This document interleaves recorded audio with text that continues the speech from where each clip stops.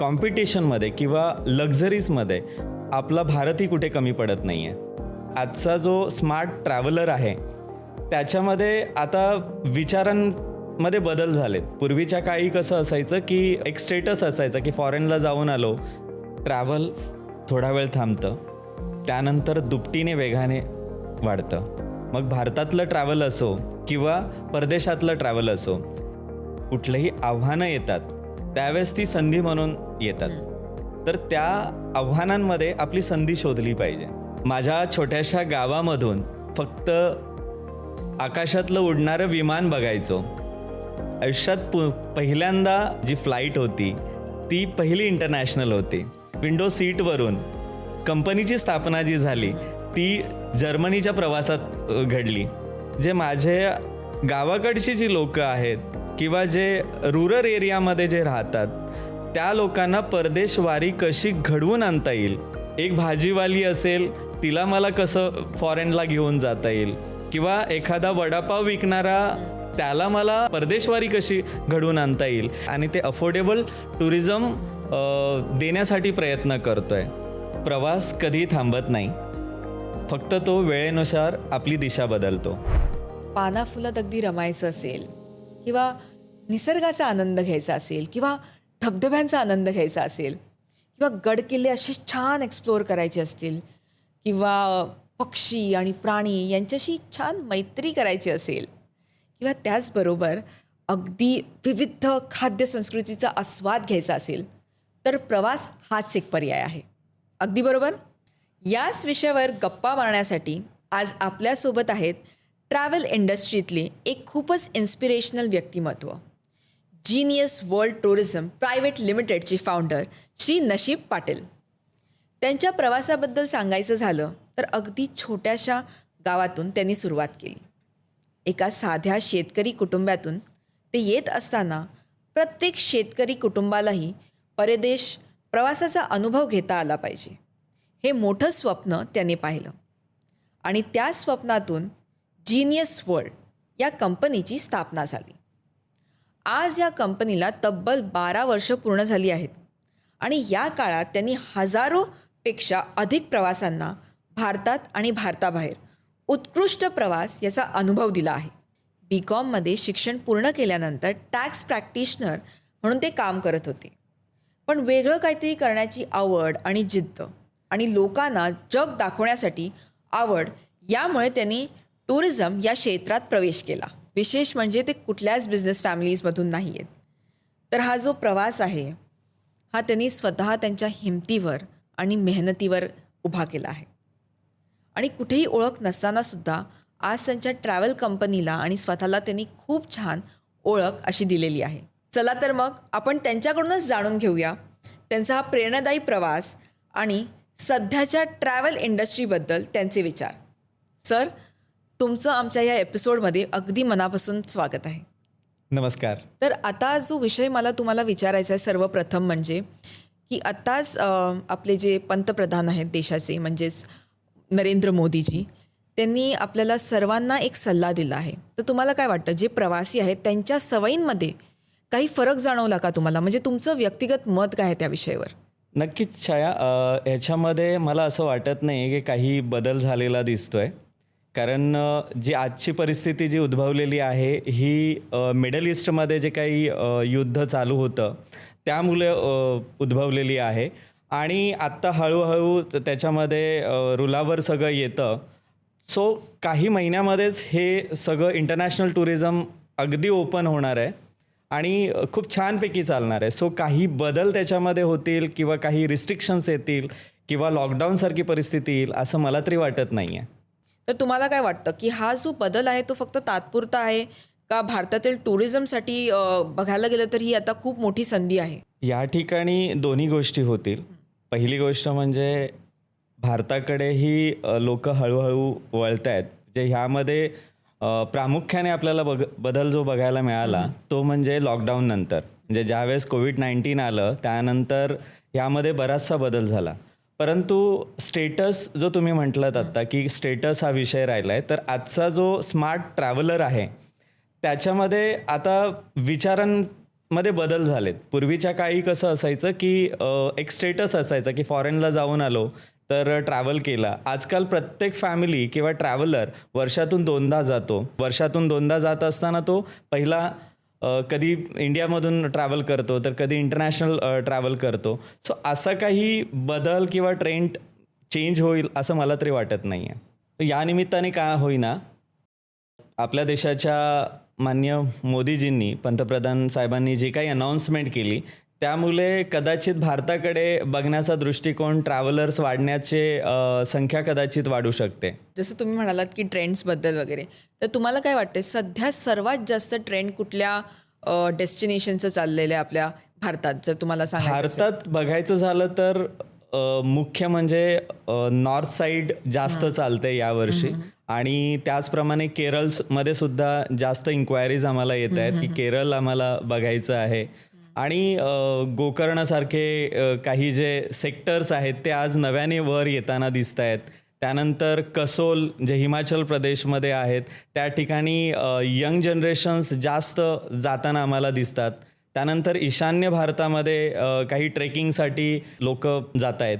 तर सर, पहिले जेवढे पण पर्यटक होते ते बाहेरगावी किंवा आपण परदेशात असं म्हणू शकतो ते जायचे कारण की एक प्रीमियम आणि लक्झरी जी एक असते ना, ज्याच्याने त्यांना स्टेटसवरती फील होतं. तर ते तुम्हाला असं कुठलं वाटतं की डेस्टिनेशन आपल्या भारतात सुद्धा असं आहे जे त्याला एकदम लेवलअप होऊ शकतं? बघा कसं आहे की भारतामध्ये बरंच काही आहे. म्हणजे आत्ता इंटरनॅशनल टुरिझमसाठीच तुम्ही लक्झरी बघू शकाल असं नाहीत. असे अनेक रिसॉर्ट आहेत जे की भारतामध्ये सुद्धा उपलब्ध आहेत. आणि विशेष आपण जर नॉर्थमध्ये गेलो किंवा साऊथमध्ये गेलो किंवा इवन महाराष्ट्रात सुद्धा आपण असे अनेक जे रिसॉर्ट आहेत जे की हॉटेल्स आहेत जे की 5 स्टार हॉटेल्स आज ओपन होत आहेत. आणि कॉम्पिटिशनमध्ये किंवा लक्झरीजमध्ये आपला भारतही कुठे कमी पडत नाही आहे. सो नक्कीच आपण भारताकडे टुरिझम एक वेगळ्या नजरमध्ये बघितलं पाहिजे, वेगळ्या अँगलमधून बघितलं पाहिजे. तर ह्या ठिकाणी सुद्धा तुम्हाला लक्झरी नक्कीच बघायला मिळेल. आणि सोलो ट्रॅव्हलर्स किंवा फॅमिलीवाले हे फॅमिली ट्रॅव्हलर्स हे ह्या सगळ्या गोष्टी आज अनुभवत आहेत आणि टूर एन्जॉय करत आहेत. सर, सध्या तुम्ही बघता की आपण जेव्हा आपण प्रीमियम लक्झरी बद्दल बोलतो, ट्रॅव्हलबद्दल बोलतो, तेव्हा आता फ्लाईट तिकीट्स वाढलेले आहेत, इंधनसुद्धा वाढलेलं आहे. त्याच्यानंतर जेवढे पण ट्रॅव्हल एक्सपेन्सेस होतात, हॉटेल एक्सपेन्सेस होतात, ट्रॅव्हलिंग एक्सपेन्सेस होतात, हे सगळं ह्याची वाढ झालेली आहे. तर तुम्हाला काय वाटतं की ह्याचा जो परिणाम आहे तो प्रवाशांसोबत ट्रॅव्हल इंडस्ट्रीजला सुद्धा होतो? तर नेमकं ते लोक जे ट्रॅव्हल इंडस्ट्रीज आहेत ते कसं त्यांना ओव्हरकम करतायत? बघा ह्या गोष्टीचा इम्पॅक्ट जो आहे तो नक्कीच ट्रॅव्हल इंडस्ट्रीवर होतो आहे. आज ज्या फ्लाईटचे दर होते ते एक जवळजवळ 15 ते 20% वाढलेत. आणि हॉटेल कॉस्टमध्ये सुद्धा इन्क्रीज झालेले आहेत. इंधन वाढल्यामुळे ट्रान्सपोर्टेशनमध्ये सुद्धा चेंज झाले. सो याचा इंडस्ट्रीवर तुर्तास तरी परिणाम होतो आहे, परंतु हा टेम्पररी आहे, हा काही परमनंट नाही आहे.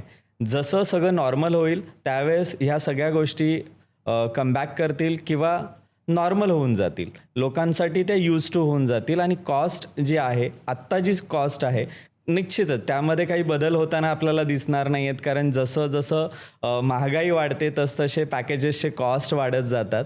सो ह्यामध्ये काही बदल अपेक्षित ट्रॅव्हलरनी करू नये, परंतु नक्कीच ह्यामधून आपण चांगल्या प्रकारे टुरिझम करू शकतो आहे. सो ट्रॅव्हलर्स ह्या सगळ्या गोष्टीकडे पॉझिटिव्हली बघतो आहे आणि ह्या सगळ्या गोष्टी त्यांना माहिती आहेत की काय जगभरामध्ये बदल होत आहेत, भारतात काय बदल होत आहेत. आणि नक्कीच ह्या गोष्टीचा ट्रॅव्हल इंडस्ट्रीवर फार काही वाईट परिणाम होईल किंवा काही बदल होतील इंडस्ट्रीमध्ये असं मला तरी वाटत नाही आहे. सर, तर जेव्हा पण ट्रॅव्हलर्स किंवा सोलो ट्रॅव्हलर्स असू दे, फॅमिलीबरोबर असू दे, सगळे लोक एक प्री प्लॅनिंग करतात बजेटला घेऊन. पण जोपर्यंत ते तिकडे जातात, एक्झिक्युशन होतं, तेव्हा जो बजेट आहे तो खूप जास्त वाढलेला असतो. तर ते कसं ते कंट्रोल करू शकतात? ऑन टूर किंवा ऑन टूर संपल्यानंतर? येस. छाया, खूप छान हा प्रश्न आहे तुझा आणि मला ह्या प्रश्नावर सविस्तर उत्तर द्यायला नक्कीच आवडेल. कसं असतं की जेव्हा आपण एखादा टूर एक्झिक्यूट करतोय किंवा ती बनवतोय किंवा आपल्या फॅमिलीसोबत तयार करतोय, मग हम दो हमारे दो असेल किंवा सोलो ट्रॅव्हलर्स असतील किंवा एक कपल असेल, तर एक बजेट घेऊन पुढे चाललेले असतात. मग त्यासाठी फॅमिलीसाठी 2 लाखाचं बजेट असतो, कधी डोमेस्टिकमध्ये 1 लाखाचा बजेट असतो. सो ह्या गोष्टीला एक मॅनेज करण्यासाठी तुमच्याकडे अनेक पर्याय असतात. पहिला पर्याय म्हणजे तुम्ही कुठल्या महिन्यामध्ये ट्रॅव्हल करू इच्छितात. कारण प्रत्येकजण हा वेगवेगळ्या प्रोफेशनमध्ये असतो आणि त्यांच्या सुट्ट्यांचा हा सिक्वेन्स वेगवेगळा असू शकतो. कोणाला मेमध्ये जमतं, कोणाला डिसेंबरमध्ये जमतं आणि कुठल्या डेस्टिनेशनला तुम्ही जाताय हे सगळ्यात महत्त्वाचं आहे. सो तुम्ही पहिल्यांदा कुठलंही ट्रॅव्हल करत असताना सुरुवातीला तुम्हाला पहिलं डेट डिसाईड करायची आणि ती डेट ही किमान अंतर जे आहे ते 3 महिन्याचं किंवा 4 महिन्याचं असेल. त्यामध्ये तुम्हाला आत्ता रेल्वेने जायचं आहे की फ्लाईटने जायचं आहे हे त्यामध्ये मॅटर करतं. जर तुम्हाला फ्लाईटने जायचं असेल तर किमान 3 ते 4 महिने आधी तुम्ही फ्लाईट बुकिंग केली पाहिजे.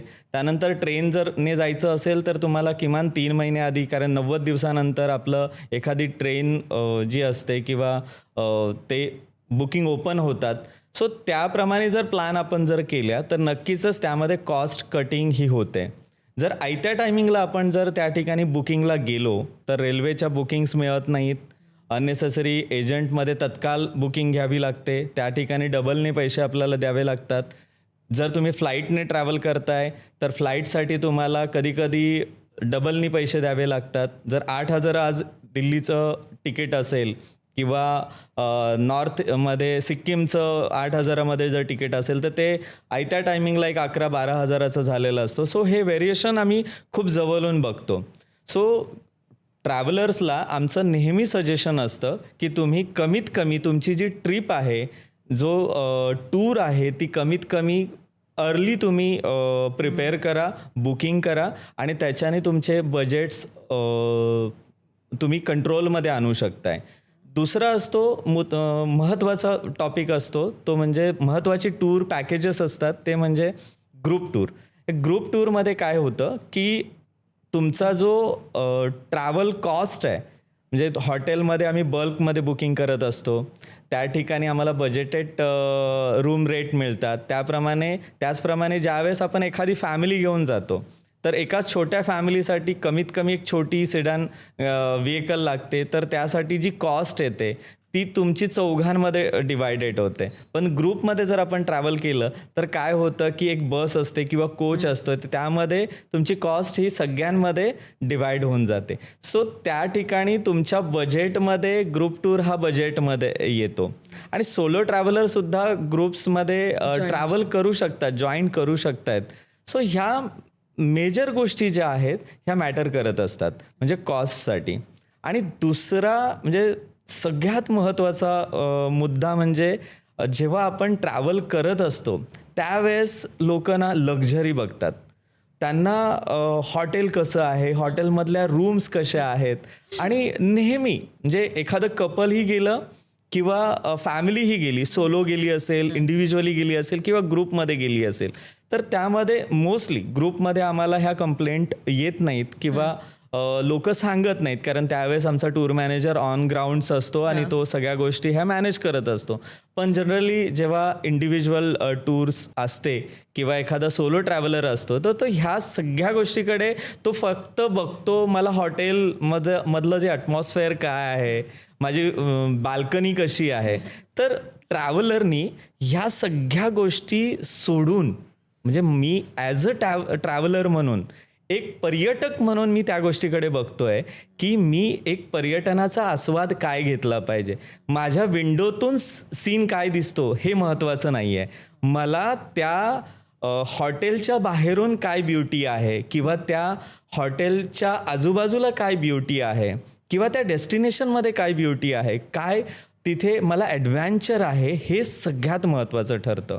आणि आमचा ट्रॅव्हलर काय करतो, आपला ट्रॅव्हलर काय करतो किंवा आपण काय करतोय की आपण फक्त हॉटेलमध्ये अडकलेलो असतो, आपण त्या गाडीमध्ये अडकलो असतो, माउंटनमध्ये कधी गाडीची AC लागली नाही तर त्याकडे आपलं लक्ष असतं. सो तुम्ही जी टूर आहे ती इंटायर टूर जी आहे ती एन्जॉय केली पाहिजे. तर हे सगळं बजेटसाठी खूप इम्पॉर्टंट ठरतं. हे जे काही मी आत्ता सांगितलं ते ॲज वेल ॲज लोक काय करतात, पर्यटक काय करतात की त्या डेस्टिनेशनला सगळ्यात मस्त वस्तू कुठली मिळते किंवा काय मी घरी घेऊन जाऊ शकेन किंवा मला तिथे काय शॉपिंग करता येईल, ह्या गोष्टीमुळे सुद्धा काय होतं ना की आपला बजेट जो असतो तो बिघडतो. आपण ज्यावेळेस एखाद्या डेस्टिनेशनला जातो आणि त्या ठिकाणी शॉपिंग मी म्हणतोय की अवॉइड केली पाहिजे बजेटसाठी, परंतु निश्चितच त्या ठिकाणी लोकल काही गोष्टी ज्या असतात त्या महत्त्वाच्या असतात किंवा आपल्यासाठी तिथल्या लोकल इंडस्ट्रीला सपोर्ट करणाऱ्या असतात. परंतु ह्या सगळ्या ज्या गोष्टी आहेत किंवा प्रोडक्ट आहेत ते आपल्याला आपल्याकडे सुद्धा मिळत असतात. सो तिथे फक्त काय कॉस्टमध्ये मिळतं किंवा ते आपल्या बजेटमध्ये बसतं का, हे आमचा जो काही टूर मॅनेजर असेल किंवा गाईड असेल यांच्याकडून माहिती घेऊन जर तुमच्या बजेटमध्ये बसत असेल तर निश्चितच ते घ्या. पण अननेसेसरी शॉपिंगला अवॉइड करा, जेणेकरून आपला जो बजेट आहे तो टूर जी आहे ती बजेटमध्ये येईल.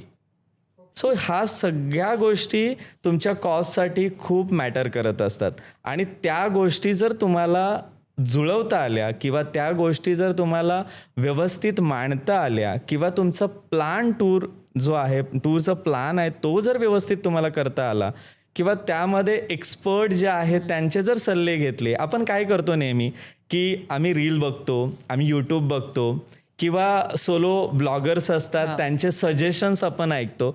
आपण सोलो ट्रॅव्हल करतो आणि ज्या ठिकाणी आपण इतर ज्या काही ऑनलाईन बुकिंग सिस्टम्स आहेत त्या बुकिंग सिस्टममधून तिकीट्स घेतो, तेही कुठेतरी महागडं असतं. हॉटेल आपण कुठलं तरी ऑनलाईन सिस्टममधून घेतो आणि त्यामध्ये काय होतं की एक्सपर्टीज यूज झालेल्या नसतात, तुम्हाला प्रॉपर सजेशन्स मिळालेलं नसतं आणि मग काय होतं की ते बजेट ज्यावेळेस मांडायला सुरुवात करतो आपण त्यावेळेस ते आपलं बारगळलेलं असतं किंवा ते आपल्या बजेटच्या कधी कधी बाहेर गेलेलं असतं किंवा ऑन टूर असं वाटतं अरे आपला बजेट तर 2 लाखाचा होता पण आज आपला 3 लाखाचा बजेट झाला. सो हे सगळं एक्सपर्टीज पण खूप मॅटर करतात. तुम्ही कुठल्या पद्धतीचं ट्रॅव्हल करताय हे खूप खूप महत्त्वाचं ठरतं. तर नक्कीच हे जे काही मी सजेशन दिले त्यामुळे कदाचित तुमची टूर कॉस्ट जी आहे ती व्यवस्थित कॅल्क्युलेट होऊ शकते. राईट. सर, आताची जी परिस्थिती आहे ती खूप आव्हानात्मक आहे आणि खूप अनसर्टनिटीज आहेत. तर याच्याकडे तुम्ही संधी म्हणून कसं बघाल? ट्रॅव्हल थोडा वेळ थांबतं, त्यानंतर दुपटीने वेगाने वाढतं. सो कोविड-19 नंतर 2020 नंतर 2022मध्ये जो काही दुपटीने टुरिझम वाढला आणि त्यानंतरचा जो काही वेग पकडला, मग भारतातलं ट्रॅव्हल असो किंवा परदेशातलं ट्रॅव्हल असो, ह्यामध्ये वेग हा प्रचंड वाढला होता. कारण कोविड-19मुळे फक्त काही काळ हा टुरिझम थांबला, परंतु तो कायमचा बंद नाही झाला.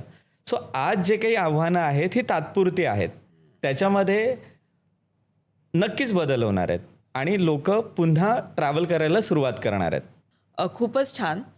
मला तुम्हाला विचारायचं आहे की जे ट्रॅव्हल कंपनीज आहेत त्यांच्यासमोर सध्या खूप मोठे प्रश्न पण कधी कधी उभे राहतात. त्याच्यानंतर अनसर्टनिटीज बरेच आहेत या इंडस्ट्रीजमध्ये. तर त्यांना ट्रॅव्हल कंपनीजना तुम्ही काय संदेश द्याल आणि त्याच्यातून ते कसे बाहेर पडू शकतील?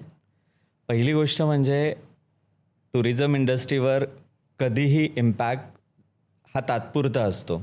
जेव्हा मी नेहमी म्हणत असतो की कुठलंही आव्हानं येतात त्यावेळेस ती संधी म्हणून येतात. तर त्या आव्हानांमध्ये आपली संधी शोधली पाहिजे आणि चांगलं एक्झिक्युशन्स किंवा त्यामध्ये चांगले पॅकेजेस, ऑफबीट पॅकेजेस हे रेडी करून लोकांपर्यंत, ट्रॅव्हलरपर्यंत आपण पोहोचवले पाहिजे. आणि तुम्हाला सातत्य त्याच्यामध्ये ठेवावं लागेल.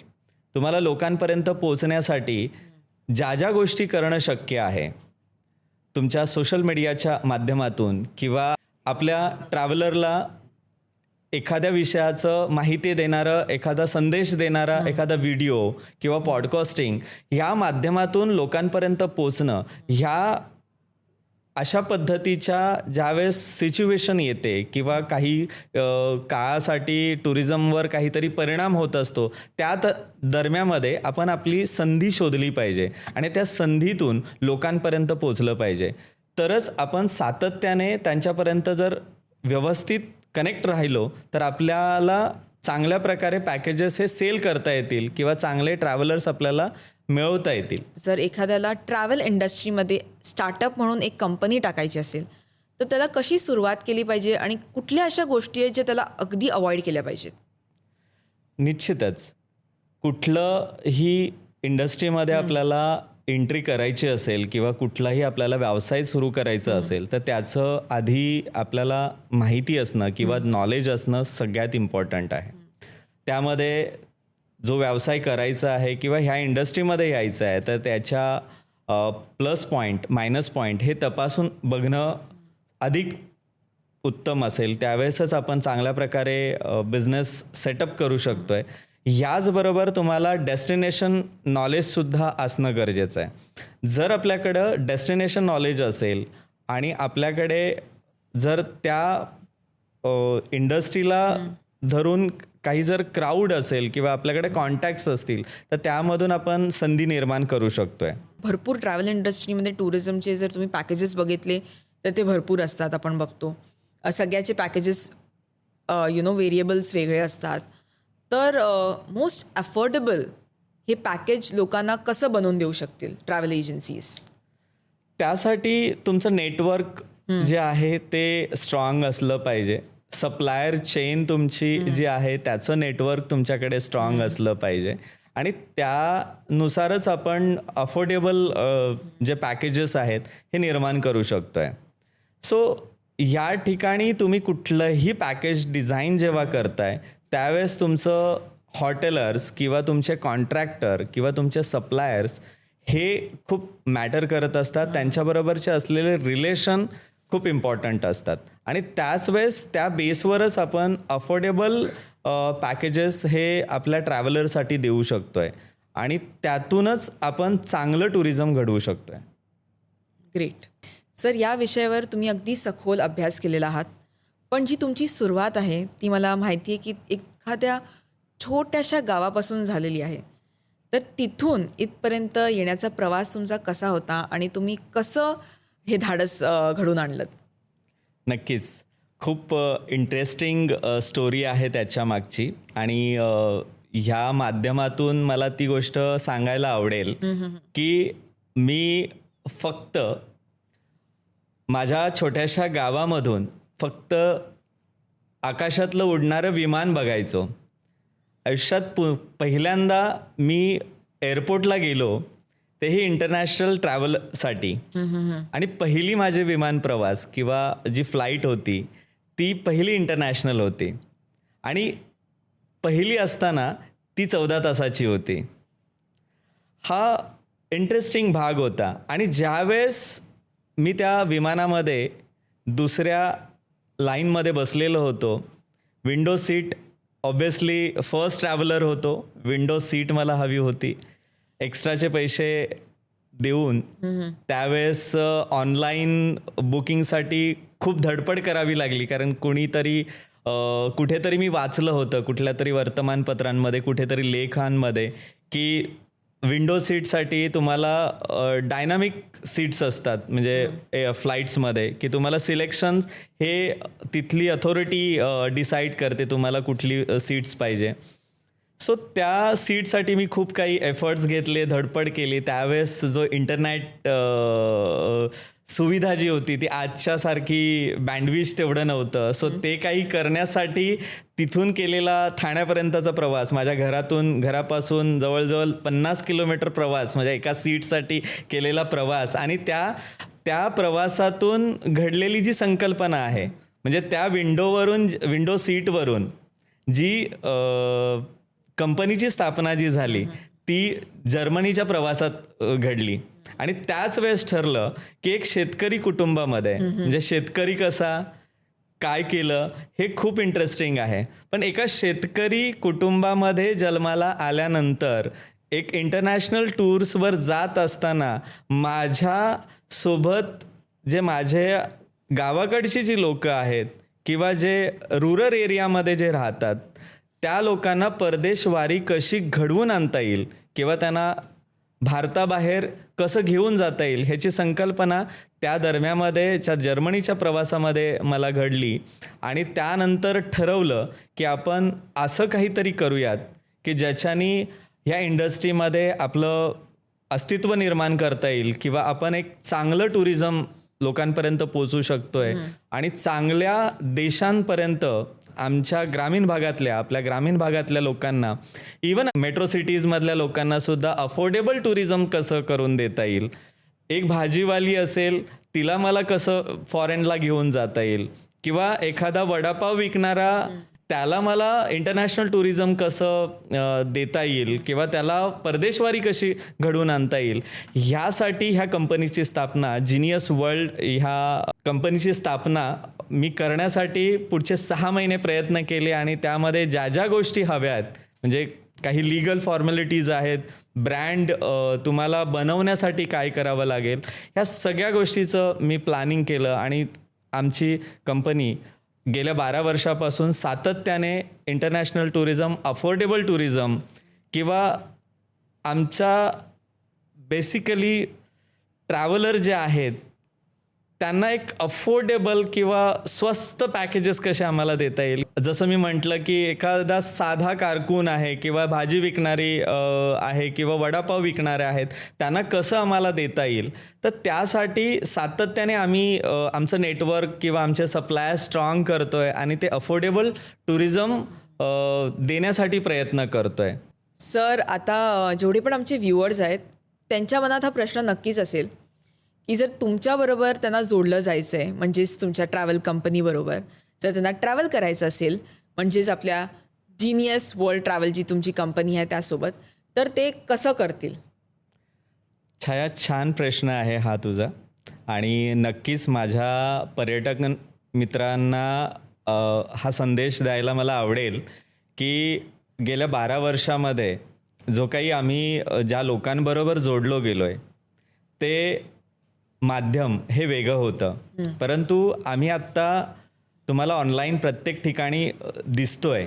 आणि त्यासाठी आमच्याबरोबर जोडलं जाण्यासाठी आमचं फेसबुक पेज आहे, इंस्टाग्राम पेज आहे, ॲज वेल ॲज आम्ही एक नव्याने सुरू केलेली वेबसाईट आहे जिचं नाव www.geniusworld.in. या वेबसाईटवर तुम्हाला सगळी माहिती मिळून जाईल. सो तिथून तुम्ही आमच्याशी जोडले जाऊ शकताय. त्या ठिकाणी तुम्ही भारतातल्या किंवा भारताबाहेरच्या ज्या ज्या तुम्हाला डेस्टिनेशनला जायचं आहे तिथल्या तुम्ही क्वेरीज टाकू शकताय, इन्क्वायरीज करू शकताय. आणि त्या उत्तम पर्याय आम्ही लोकांपुढे ठेवलेले आहेत, त्याच्यातून तुम्ही कनेक्ट आमच्याशी होऊ शकताय. सर, आपण बराच वेळ आता चर्चा करत आहोत आणि आता आपल्याला थांबायला हवं इथे. पण ह्या सगळ्या चर्चेतून जर तुम्हाला एक सारांश म्हणून काही द्यायचं असेल तर तुम्ही काय द्याल? प्रवास कधी थांबत नाही, फक्त तो वेळेनुसार आपली दिशा बदलतो. आणि ह्यामध्ये जी आजची जी परिस्थिती निर्माण झालेली आहे ती हळूहळू बदलती आहे. फक्त विमानाची जे दर आहेत, कॉस्ट आहे ती वाढलेली आहे, परंतु तीही हळूहळू स्टेबल होईल. आणि त्यानंतर इंटरनॅशनल टुरिझम हे जगभरामध्ये ओपन होऊन जाईल. परंतु ते ओपन तर आहेच, म्हणजे असं नाही परिस्थिती आहे की ती बंद झालं आहे.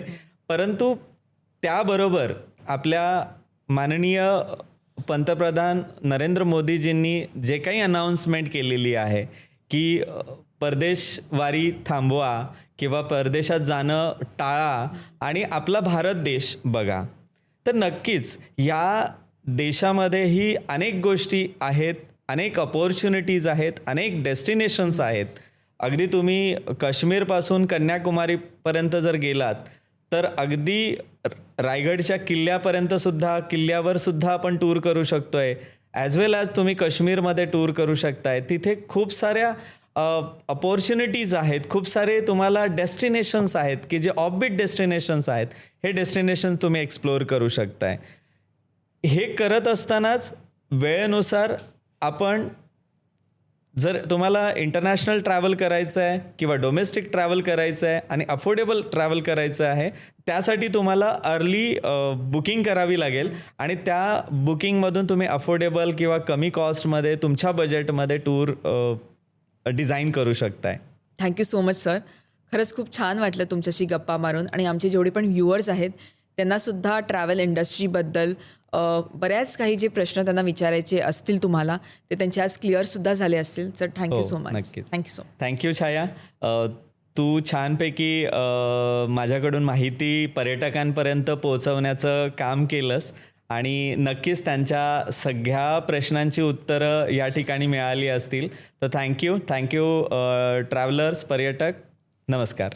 जेवढे पण आमचे व्ह्युअर्स आहेत आणि आमचे पर्यटक मित्र, मला तुम्हाला विचारायचं आहे की तुमचा पहिला प्रवास कसा होता आणि हे मी जाणून घेईन आमच्या कमेंट सेक्शनमध्ये. तर नक्की सांगा मला आणि त्याचबरोबर सरांकडून मी माहिती जाणून घेणार आहे आमच्या नेक्स्ट एपिसोडमध्ये. तोपर्यंत नमस्कार.